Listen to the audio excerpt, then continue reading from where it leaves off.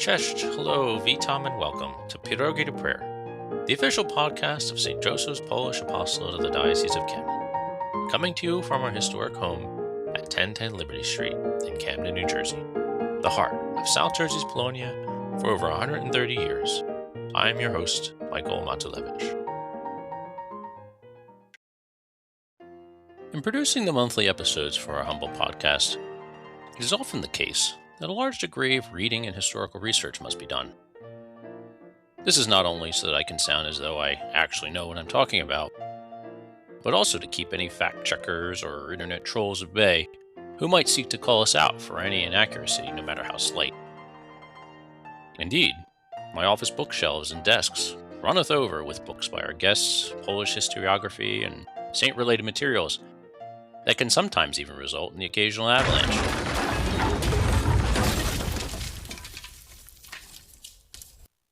Spilling a jumble of Slavic consonants all over the floor. Now, I don't bring this up as an introduction today to advocate for sympathy or publicly confess to being a hoarder. It is, in fact, a relevant prelude to our guest today. For anyone who spends a lot of time metaphorically living amongst Polish history, such as myself, you tend to see a lot of surnames that crop up again and again, no matter the century. Leszczynski, Poniatowski, Radziwill, just to name a few, round out a veritable Polish who's who of movers and shakers. Another one of these surnames is shared by our guest today, and it is this history that brings him to our program. Jan Ledochowski shares the surname of a family whose origins walk hand in hand with that of Poland itself, and also, for that matter, that of Ukraine. As you will soon hear, Jan has catalogued an extensive family history reaching back 1,000 years. Yet his understanding of his family is not one that exists wholly in the past. With a background in finance, Jan has also worked in Poland before and after the fall of communism, and has advocated dialogue, understanding, and reconciliation between Poles and their heritage and history, both the good and the bad. His level of knowledge about history, current events, and religion was truly stunning, and I found him to be an incredible individual to speak to. As such, our full conversation couldn't be contained within one episode, and as we have done before in our show, we've split it into two parts, one following the other. Please to enjoy this fascinating journey through the history of the Ledochowski family with its very own Jan. So good morning, Jan, Mr. Ledochowski, coming to us from merry old England this morning, and it's really delightful to have a conversation with you. Hi, Michael. Well, good to talk to you and your friends and your organization. It's been cold here in London. I don't know about New York, but it's been. We've had frost overnight for quite a few nights now. The pond is frozen, and good to talk to you. Yeah, it's actually been quite cold here too. We're recording this in December, and it's been, I think, one of the coldest Decembers that I can certainly remember. So likewise, it's really rather chilly this morning. But so maybe just start out by talking a little bit about your own personal history. How did you? This is a Polish themed podcast, so you can talk about how you wound up in the UK, and maybe just some of your immediate background, what you do professionally, and then we can kind of go from there.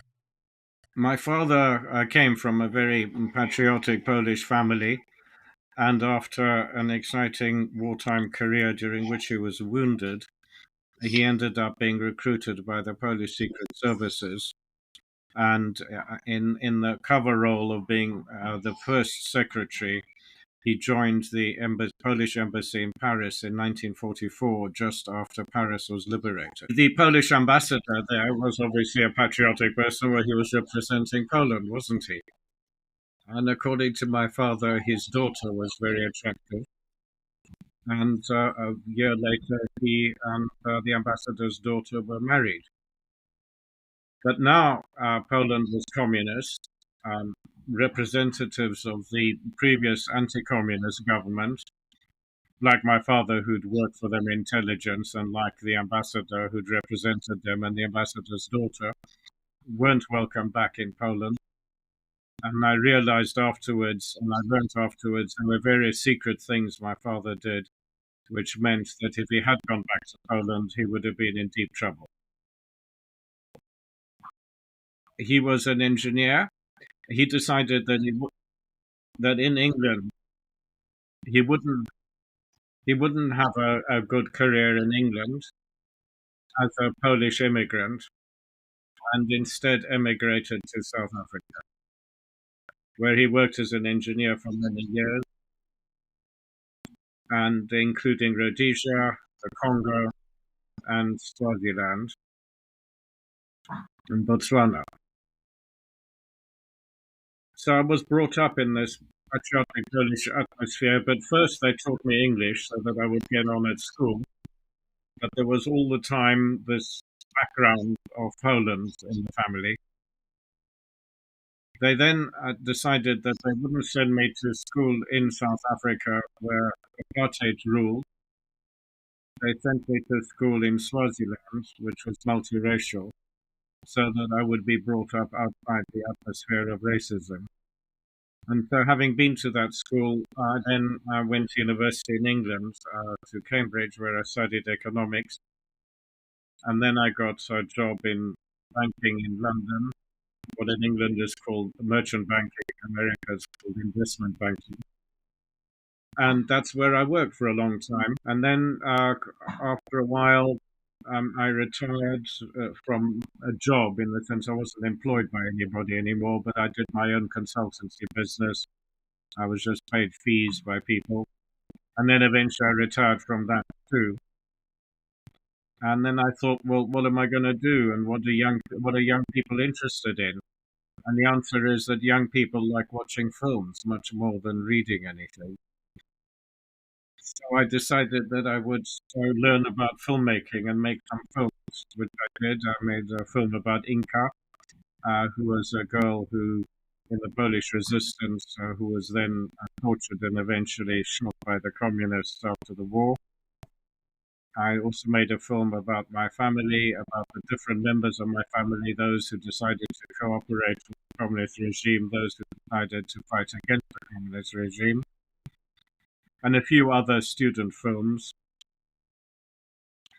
And then after Brexit, which was a big shock for most pro-Europeans in Britain and indeed in the rest of Poland, Europe, I decided that I found I just couldn't have any more time to make films. Very long time. I was going to make a film about the deported, about the Poles all deported to Siberia. But then eventually I bumped into two problems. One was not inability to go to Russia. The next problem was very time consuming if you make it on your own. If you watch any film and you look at the credits, you'll see that 100 people work on a film. And then it can take a year or 2 years to edit a film. And so I decided that I'm going to stop making that film. Then another problem arose, and that was that I discovered lots of things about Polish-Jewish relations, and I didn't particularly want to end up with a big public fight about those, which the film would have caused. And then I decided that now I've done all that, the best way to remember the family is actually to write it down. So I put it on the internet. I wrote the story of my family in English and Polish on the family website. And that is there, and everyone is welcome to read it. And that means, again, young people don't read books, they just read the internet. Well, that's great. But what happens if the internet goes? What happens if Steve Jobs and all the other people who run us nowadays, Facebook and Zuckerberg and everybody else, what happens if they suddenly say that all the old software for internet is now out of date? Now you need to get the Windows 99 version of Windows before you can see anything on the internet. You need to pay lots of new money and things like that. And that will mean that the website will be out of date. Somebody might forget to pay for the annual fees for maintaining websites after I've gone. So I decided the best thing then was to put it down in writing in a book. And so I did. And then I published the book in paper form, which is largely similar information as on the website, but with quite a lot of more detail in several aspects, because as time goes by, you learn more. You find out things, people contact you, and you learn and learn. So it's an ongoing discovery process year by year. So the book, if you like, was more up to date than the website. And then I think probably that's about, I think maybe we've got to today, I think, in my story. And what I was particularly interested in then was how did it all begin? Why is East fighting West? We came from Kiev. What was going on there? It was called Russia. Why was it called Russia? All the way down to today. What was my father doing? What are people doing now? Shouldn't we be supporting Ukraine, which is where my family came from over 1,000 years ago, although then became Polish? And all these issues are still very alive now. And the other very issue is, why does Vladimir of Russia fight Vladimir of Ukraine over the legacy of Vladimir the Great over 1,000 years ago? So today, everything we're living through now results from over about 1,100 years of history. There's so many different things that I think we can dive into based on just what you said, but and I would like to talk about all of it. This sort of, if you study Polish history, even European history that Poland is involved with, you come across certain names. It's Czartoryski, Poniatowski, and your surname Ledochowski is one that comes up time and time again. I mean, there were Ledochowskis that can be identified, as you laid out on your website with King Jan Sobieski. There's this running line that is just fascinating, because someone who does genealogy, we've talked about genealogy on this program a lot. I've done it personally. It's really amazing and remarkable that you've done with the website, laying all of that out. Was that something you said you grew up with, this sort of sense of Polish patriotism? Were you aware of how prominent your family had been in Polish history, even as a child? Was that something that your parents kind of had instilled in you?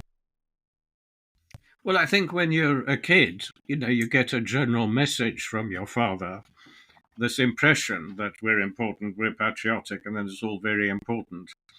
But you don't really dig into the detail, because whenever you need to know something, well, there's an encyclopedia at the house. You just ask your dad. He knows the answer. And so you, as a kid, you just carry on with your life, and you rely on the encyclopedia as and when necessary, and continue with your own career and your own ambitions. And then suddenly one day the encyclopedia is gone. And then you suddenly wonder, well, where is all this? Mm. And that's what drove me to, explore as much as I could and write it down. Luckily, my father had actually written his own memoirs, so I knew what he did from various sources, so that was helpful. Then there were other family members who'd written various books about the family over the years, but I wanted to draw it all together, and I wanted to write it in English. I mean, there is a Polish version as well on the website, but the fact is that most of the family now are not in Poland anymore. They're in countries like Germany, Austria, America, Australia, South Africa, and many of them, don't speak Polish, whereas young Poles are all learning English. So if you publish a book in English, well, they can read it, but everyone else can read it too. Doing yet another book in Polish wouldn't have helped those other family members very much. And anyway, if anybody wants a Polish version, well, they can look at the website and they can use Google Translate. So I think on the whole, it's been a successful success and very much appreciated. And we've had family reunions. One was in Poland, the last one in Poland just over a year ago, in Klimontów, which was a family base for about 100 years. And now this year, there's going to be one in Austria, in Salzburg. So, we're keeping the family tradition going. And this, I have to say, is also thanks to, as I hinted at the fact that there were other books. Well, there were, and there was a particularly important book written by a great uncle of mine called Mieczysław, who was an uncle, but actually we were the same generation, if you see what I mean, because the family trees sort of moved out of sync. So our side, every generation lasted a long time. On their side, generation followed generation very quickly. So he was a bit younger than my father and older than me, but he was actually um, even, my father was supposedly his uncle, if you see what I mean. Okay. But he wrote a book in Polish, which was very helpful. But then I decided, I learned a lot more since. And particularly, one particular example, if we're talking about religion, was Vladimir, who was the general of the Jesuits. He was a very controversial figure. When Mieczysław wrote his book in Polish, it was just very short, saying that he was brilliant, a great organizer, and deeply appreciated. And but what I discovered later was that he was a highly controversial character. The Jewish community is absolutely furious about him. And so I did a lot of extra research on that, for example, which is on the website and in my book. So there are more things I've learned. And then there are also people who turn up from other parts of the world. I suddenly got contacted from Kiev, where a lady who works in a museum said, "Oh, by the way, did you know that you had a well-known Ledochowski here?" So I said, "Oh, really? Who?" "Yes, he was a famous architect. Actually, when you walk around Kiev, you can see these buildings that were designed by him." So, well, he obviously got onto my website very quickly as another relation. And yes, so we were there. And yes, the book is called "In a Thousand Years of European History," because yes, the legend goes back. Well, actually, now it's over 1,000 years. It's nearly 1,100 years, and it starts, I guess, like anything does. If you read about the Vikings and so on, it starts as myth and legend because people didn't write down that much. Many people then were illiterate anyway, and gradually over time, it started being written down and becomes more historical. The definition of historical is something that appears in other people's history books. That's historical. Whereas if you write your own history book based on what you just thought of last night, that's not called historical. So we gradually converted from being a legendary family based on family memory and tradition into a historical family where there is, real hard evidence these people really existed. And as you mentioned, Stanisław, who fought at the Battle of Vienna as a young man and then ended up being very conspicuous in Polish history a bit later and was the Speaker of Parliament and, or I think in America, what you call it, the head of Congress. And chairman, what's he called in America? The Speaker of Congress. Speaker of the House. Mm-hmm. Speaker of the House. There we are. Mm-hmm. So he was Speaker of the Polish House. And they say that he would have been elected king if the previous king had died in time. But he was a very controversial character too. Obviously, I support him. So what you read on the website, I give other people's arguments, but I always conclude that he was in the right, which I always do when I wrote about the family. So he was, I suppose, the first really well-known, conspicuous person in Polish history.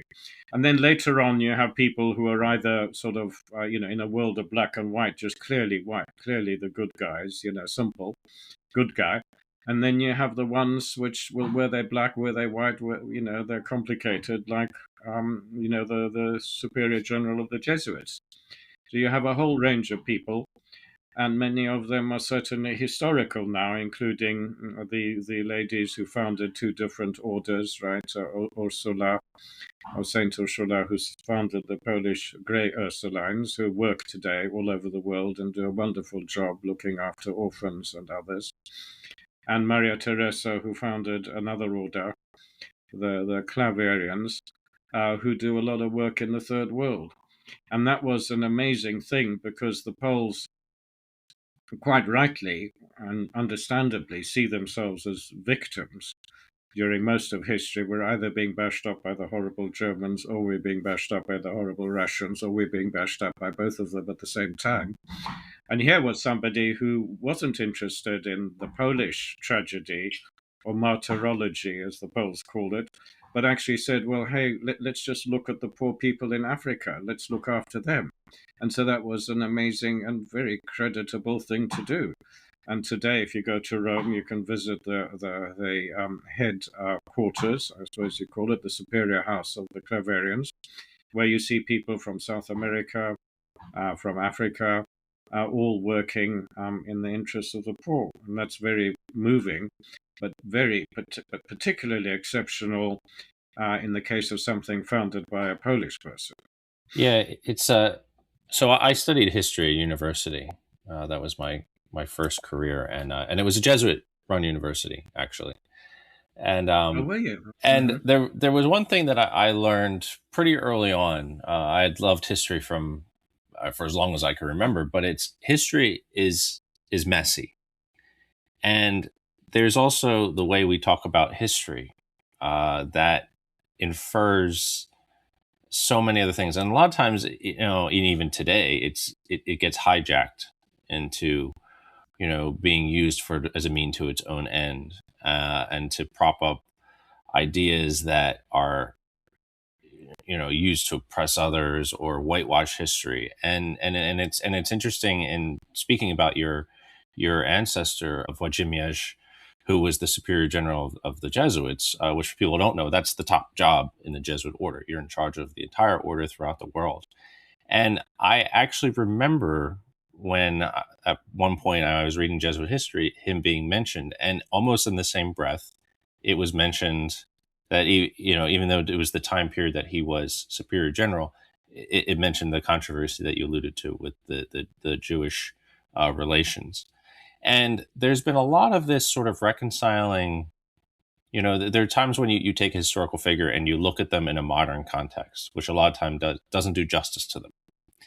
And there's even, and you talk about the Jesuits reconciling their own history. There were the founding of Georgetown was famously done, saved due to the selling of I forget, I think it was about 50 or 150 slaves that were used to fund the founding of Georgetown. And the Jesuits have tried to reconcile themselves with that history. And it's something when you're part of an organization where there's maybe a painful history that you have to kind of contend with, and then when it's in your own family too. I imagine that can kind of sit a little disquiet at times. But you talked about the film that you tried to do. I mean, it seems that you've tried to sort of reconcile a little bit with that. Yes, I think perhaps maybe going back to my father, he was, a fairly cynical kind of guy, and he loved telling jokes. He was pretty skeptical about Polish heroism. If the Poles, painted themselves as being always in the right and always doing good things, he would say quietly, well, Jan, I mean, obviously that's a very patriotic thing to say. Obviously, we should say that. But you have to bear in mind, Jan, it's not really true. We were just normal, just like everybody else. In South Africa, he, even though he was working there, he got involved with an organization called CARE, Catholic Association for Racial Education, which was trying to get the church to take a stand against apartheid. He said, look, you keep talking about the faith. You say we're equal. You say that we stand for humanity. We'll stand up against apartheid then. And there was a very brave Anglican Archbishop, Tutu, who you've probably heard of, Yeah. who did. And my father wanted the church to stand for what is right. Okay, we stand against communism in Poland. Great. Well, let's stand against apartheid in South Africa.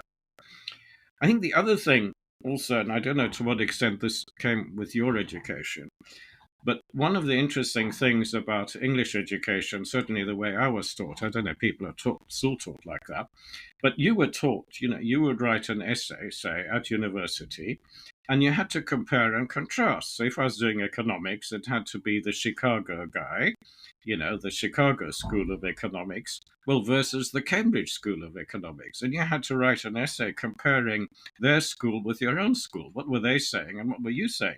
And in your essay, you had to intelligently assess them and then conclude. People hoped that Cambridge was in the right, but I wrote one or two naughty essays in which I said actually Chicago's in the right.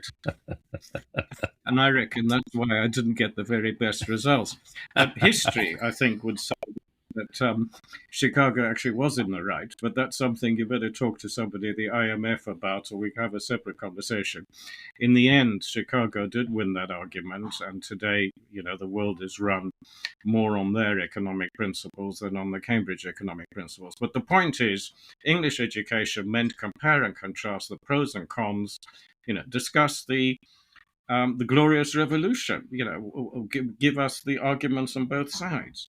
And that, I think, is something very important about my education, which I hope is still there in English education. I hope you're still taught that at university. Whereas I have to say that I was a little bit disappointed when you talk to people who are educated on the continent. I think that applies, not only to Poland, but also France. But say in the case of Poland, what you learn are these are the 4 reasons why we were right in this particular case. And as a student, you have to write the 4 reasons. You're not allowed to say, well, these are the 4 reasons saying this, and these are the 5 reasons saying that, and then come up with your own view. Maybe I'm being very unfair to Polish education, but that's the impression I get, that it's more, and I don't know about your education at you can think about it yourself. What did the Jesuits teach you to write? Were you allowed to write, well, is Christianity right or wrong? Were you allowed to decide that? And when you wrote that, were you allowed to say, well, actually, it's sometimes wrong? These are the things that I was brought up to. So with my family, that's exactly what I did. And I also thought it'd be completely unfair to future generations to produce a history of Vladimir, the Superior General of Jesuits, which just focuses on the good sides and never mentions the bad sides. Well, you're not preparing your children, you're not preparing future generations to know what happened. And that's what I did. And I have looked at it. And well, as I mentioned earlier, I do tend to conclude that my family's in the right. So I can explain why in this particular case. But nevertheless, we have to accept that there is a controversy. We can discuss it. We can come to a conclusion. My views are there. If you go to my great uncle, Vladimir, the Superior General of the Jesuits, yes, I think he was brought up in possibly one of the poshest schools in the old-fashioned Austro-German Empire. What were all these aristocrats like in the posh schools of the Austro-German Empire? Well, they were probably exactly like the aristocrats in the posh English schools of the British Empire in Oxford, in Eton. They were probably anti-Semitic. Yeah, of course, they would sit down and tell dirty jokes about Jews in the local village. Yes, they did. So, I mean, I have no evidence that my great uncle did, but I can say that he was brought up in that environment. I mean, that was the background for everybody brought up in the 19th century. And as we know, there's a lot of anti Semitism in England and in America, and a lot of it is hidden, and a lot of it is now compensated for by our sympathy for Israel today and the reaction to the 7th of October massacre, etc., etc.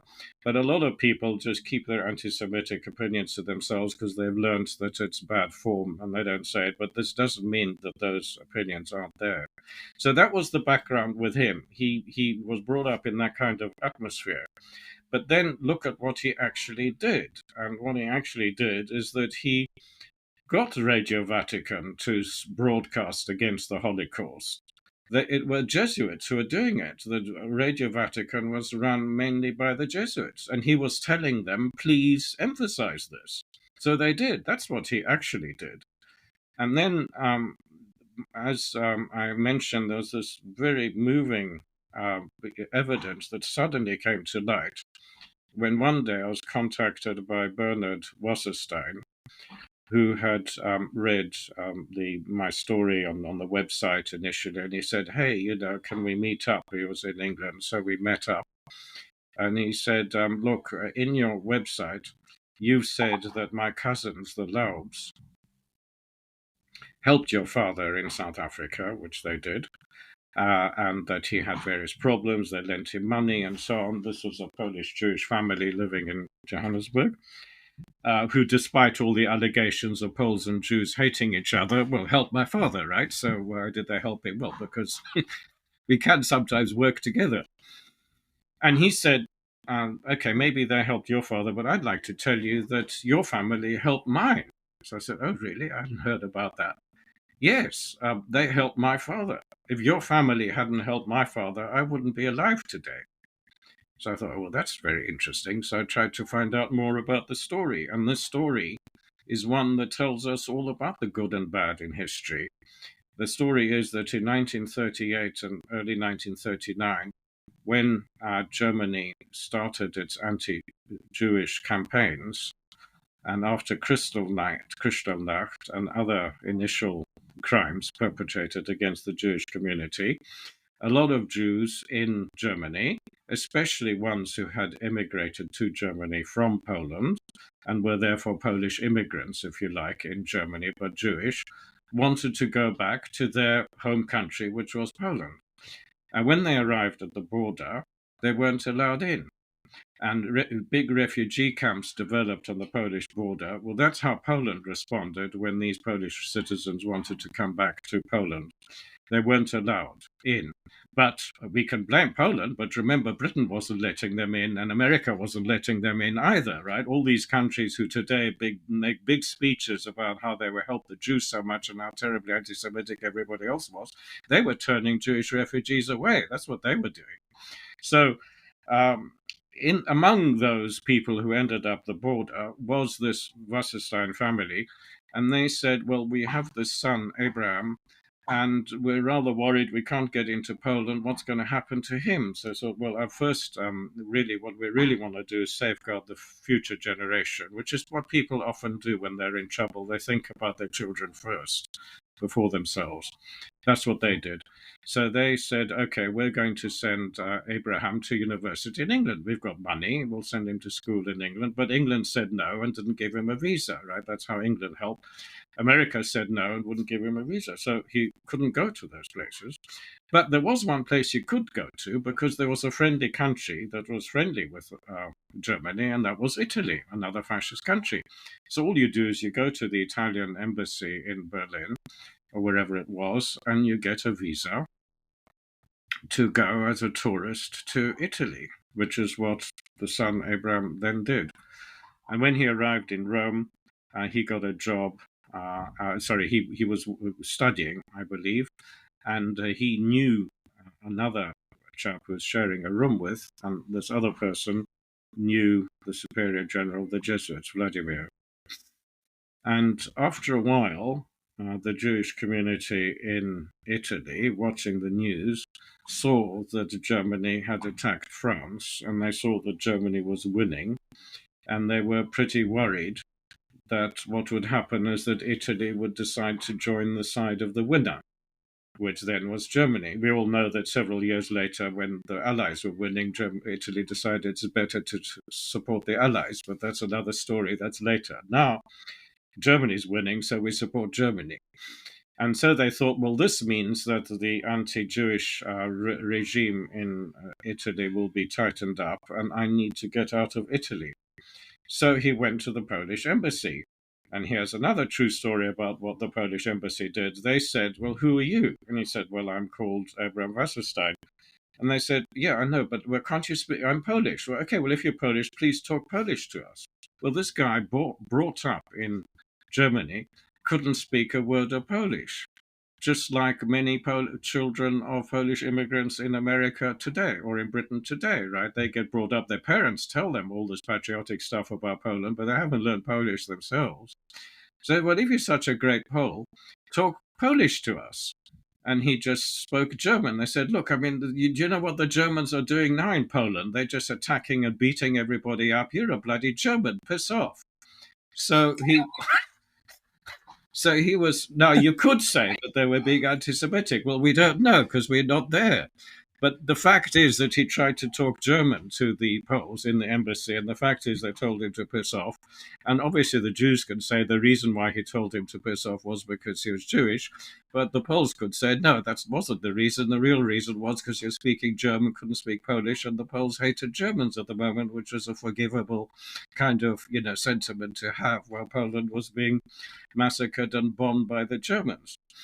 So he went back very crestfallen to his flatmate, who said, "Oh, by the way, I have a friend or rather, what I'm doing is I'm painting a fresco in the Vatican because I'm an artist, and I'm renovating this fresco in the office of Vladimir, the Superior General of the Jesuits. So maybe, we could go to him and ask him for help." So they went along and saw Vladimir, the Superior General of the Jesuits. And this is where suddenly it was a good thing that he was brought up in a very posh school in the Austro-Hungarian Empire, because he spoke perfect German. And so they were able to have a happy conversation in German about how they were both patriotic Poles. And the Jesuit said to Abraham, "So if you're from Poland, you claim to be from Poland and you can't speak Polish, where were you from then?" So he said, "Well, I came from Krakowiec, which was actually one of the places where my family had a house at that time." So Vladimir decided to believe him, and he told one of his Jesuits to take Abraham to the Polish embassy, which he did, and to order the Polish embassy to give him a Polish passport, which they did. And then he could escape to Turkey, and he survived the war. And then, many, many, many years later, his son Abraham came to tell me the story. So I'm very grateful to Abraham. And what I can say is that there's no evidence. I mean, we can speculate because we're looking at both sides of the story, the pros and cons. But the conclusion is there's absolutely no evidence that he harmed Jews in any way personally, and there's lots of evidence that he tried to help them. Yeah, those are some really terrific examples, going from Pius and through Włodzimierz. And it makes me think of, there was this quote attributed to Winston Churchill where he said, "History will be kind to me, for I intend to write it." And I think it was in reference to his, yeah, it was in reference to his major multi-volume work on the history of the British-speaking peoples. But it's, whether it's World War II, whether it's pre-partition Poland, or whether it's communist Poland, or, in America today, it's you want to be on the right side of history. You want to be with the good guys. You want to be in the white and not the black.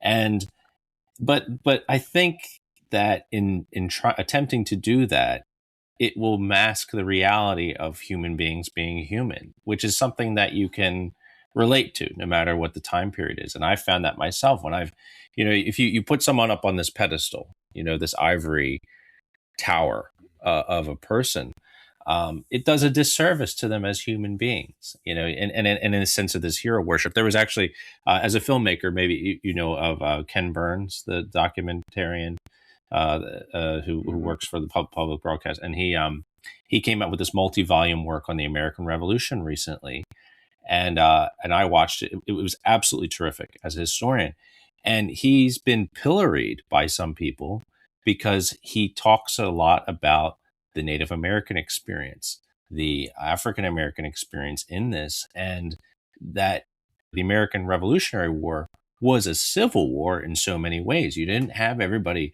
who was on the good side, who, quote unquote, good side. I realize I'm talking to a Brit, but that we're just kind of rallying to the flag, and history really is messy, and people are people, and in this attempt to bring out these heroes and make them larger than life, it does a disservice. I really believe it does, and it isn't. It's part of it's used for propaganda purposes at times, but it really does. I think it cheapens it in so many ways, that it whitewashes the lesson as well, the true lesson.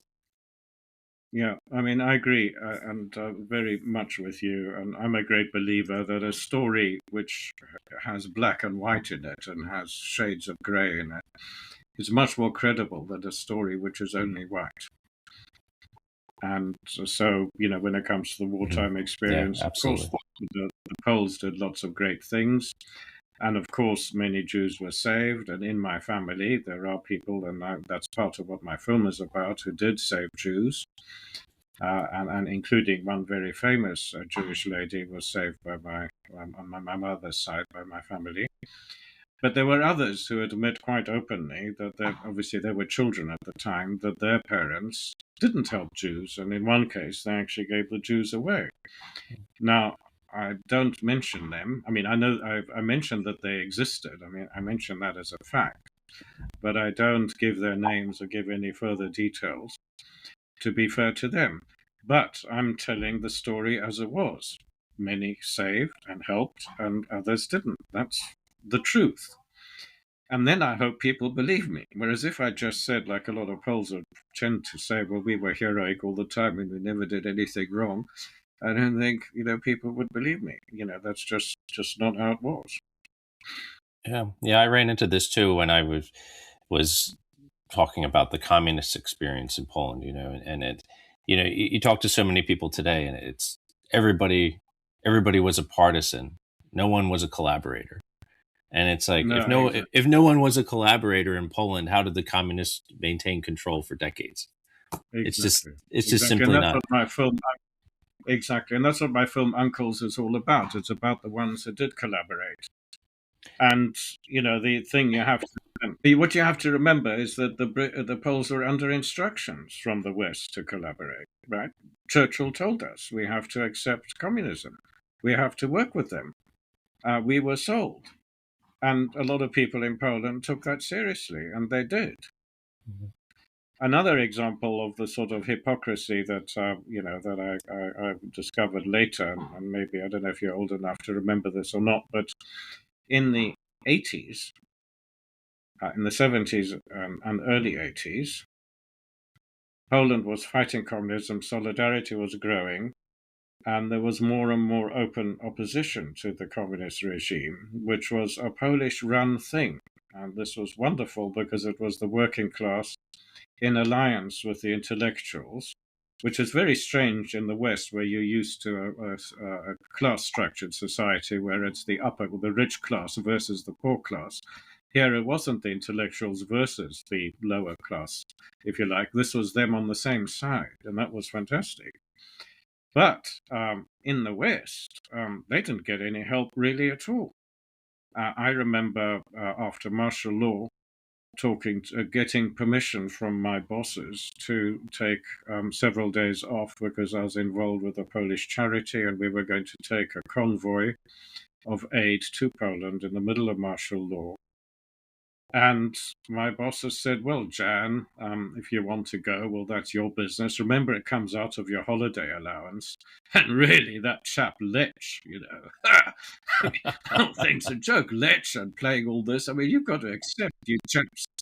I mean, you're a communist country. I mean, you're going to be part of the communist regime for the world. I mean, Lech, when you go there, just pass it on to your Polish friends to tell Lech that the whole thing really is a bit of a waste of time. Well, that was the official British position by important top directors and bosses of the bank's people in the city. The British government officially did nothing. Now, all the stuff that you read about now from the third world, that the CIA was behind it and the CIA got this, that's all not true, because I was in Poland. There's no evidence whatsoever of the CIA helping anybody, and nor did the British. But when finally, I mean, there was help from the West, but at a higher level, of course. And that was that, yes, the West was, if you like, imposing economic sanctions against Russia, and yes, the Americans were building their missiles and their nuclear weapons and so forth. And Russia was running out of money. There were global factors going on, but there was no actual help on the ground in Poland. This was a Polish achievement. When communism fell, this is something the Poles themselves got. And afterwards, suddenly, as the Poles say, success has many fathers. All of a sudden, Maggie Thatcher had helped Poland defeat communism. All of a sudden, Reagan and the Americans had helped Poland defeat communism. All of a sudden, there were all these people who claimed credit for it. It was something the Poles themselves did. And that's something that does great, even now, 25 years later. or 30 years later, and I can say it's true. I experienced it myself. I was there. I was in the embassies. I was dealing with it myself, and I dealt with it myself, and it's true. That's how it was. Hmm. Yeah, it's fascinating. It just is, and that's why I love history so much. Is because Yeah. it infers, and yeah, and on that, so you kind of alluded to it a little bit about, and you certainly explain it very well on your website, the sort of Ukrainian origins of your family, and this. A lot of people I've come across this that sort of live in the modern era, and they see Poland on the map, and so many people, you're dealing with the Polish diaspora in our country. They came over at the turn of the 20th century, and when they start doing genealogies, which I deal a lot of, they see census record and it says that they're Austrian or they're Russian, and they're, oh well, my family was Russian, and they're ethnically Polish. But then there's also the Poles that were living in this part of Russia that were ethnically Lithuanian or Belarusian or Ukrainian. And in doing this and experiencing this in my own family, that were sort of Polish Lithuanian, there's this sense of what Poland is now, what it was at a certain point, whether it was the turn of the 20th century or during the partitions. And then you go back even further, like 1,000 years ago, like you said, to what, Ukraine and Russia and these sort of ethnic identities. How did that sort of challenge earlier preconceptions of what being a Pole living in like either South Africa, the UK, or what I'm kind of curious myself, is because I've certainly evolved in my understanding of what being a Pole is today as opposed to what it was then, and sort of this multi-ethnic, multifaceted, in some ways cosmopolitan empire that the early state of Poland was. And and the reason I bring that up is because we also talked a little bit about the war today, the Russian-Ukrainian war, and how those sort of ethnic, early, very ancient histories kind of infer that struggle and talk about it a little bit. So maybe if you could talk a little bit about that, and you can talk about how it relates to your family as well. Yeah, sure. I mean, going back to my early years as a child, and because I think that's part of your question, where did what was the atmosphere that I imbibed from my parents? And the answer is that on my mother's side, her father, Kajetan Morawski, who wrote several books and became, if you like, the head of the Polish community in Paris after the exile Polish community in Paris after communism fell, was always somebody who believed in reconciliation, according to my mother. And certainly my parents' behavior by having friends in South Africa among Jews, obviously Polish Jewish friends as well as other friends, uh, that was part of it. Then when it comes to Poland and Ukraine, my father's family, they came from the Kresy, eastern Poland, which is today's Ukraine. And he would talk about the Ruskis, or the Ruscy, which was the Polish slang for the Rusi, or the Ukrainians, in that part of the world.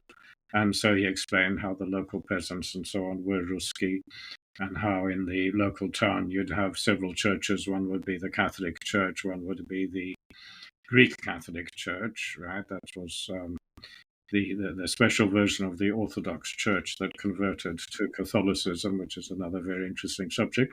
And then you had the Ukrainian Orthodox Church, and then you had the synagogue. And this was a multi-ethnic society. And he, perhaps just as a teenager, I mean, growing up there, just remembered it all very fondly as being, a wonderful place. I mean, I suppose we tend to remember our childhood as being, you remember the good things of childhood. That's what happens. You were young, you were healthy. He would go duck shooting. It all sounded quite magical, that pre-war life. But he was also very much against racism, fascism. So he was against the idea that patriotism, we stand up for ourselves, suddenly converts into, well, our patriotism, we're so patriotic and we stand up for ourselves so strongly that we now start being horrible to other people. That was the bit of the patriotism that he didn't stand for and he didn't like in South Africa. And indeed, that kind of patriotism, critics would say, you can see in Israel. They suffered in the past, but now they're strong. Are all of them in favor of reconciliation and kindness to the Palestinians and everybody else? Question mark. Well, that's not what we're talking about now. But, this is the thing. It's got to be two-way. And in Poland, you did have this multi-ethnicity thing. But going back to my father, so he then told me, he wrote these articles in the South African papers, and also there was a Polish emigre publication in Warsaw in Paris called Kultura, which was published in Paris and was bought by the Polish emigre around the world and run by a guy called Giedroyc. And in that Kultura, he wrote an article criticizing the apartheid regime in South Africa, saying he's against racism, he's against this extreme patriotism, he's against, treating other people, other races worse than yourself. And indeed, later on, that's a different story. He eventually suffered for it in South Africa, but that's another story. Anyway, so this article appeared. And then suddenly, one day, he's sitting by the fireside and tears start running down his eyes. And after dinner, we would sit by the fireside because there was no television in South Africa at that time. And, you would talk after dinner before being sent off to bed. And there wasn't any central heating, so you ran the fire every night. And his tears were pouring down his eyes. And I said, what's happening? And he said, well, Jan, I've had this letter from this man in Australia. So I said, well, yeah, what's this? So he translated the letter for me. And the letter said, Dear Wodek, you won't remember me, but I am Jurko, or whatever his name really is, who I now live in Australia, but I'm Jurko. I was at university with you at the Lvov Polytechnic before the war. And you may not remember me, but maybe you will remember that suddenly there was a big riot at the university, and the Polish right wing were running up and down the university as racist demonstrators, and they were beating up Jews, and they came and they wanted to beat me up. And you, the one who stood up for me, said that you Polish, you don't want to have anything to do with this, they must go away. And you saved me. So this was an amazing story that actually happened. This is true. And I know this, could have been dangerous because I have some friends here who was the father of my friend here, who was a very famous person in Poland before the war. He was called Vogelfinger. His artistic name was Tendto. And Lvov had a famous radio called Lvovska Fala, which used to broadcast to Poland, and there was a comedy series on that called Tendto and Pepcho. And he was Tendto, he was the comedian. He was Jewish, but later on he behaved very honorably. He supported the Polish army. He was at Monte Cassino. He did everything to support Poland. He didn't say, oh, you're horrible anti-Semites, therefore I don't support you. That didn't happen. Lots of Jews did fight for Poland and died for Poland at Monte Cassino, as their graves attest, and elsewhere. They died for Poland in Katyn. So many of them were patriotic. And anyway, his sister, Zwończo's sister, was studying medicine at Lvov. And one day a crowd of the right-wing demonstrators came, found her, and threw her off the landing down the stairs. And she cracked her head and she ended up in hospital. And she never went back to university again.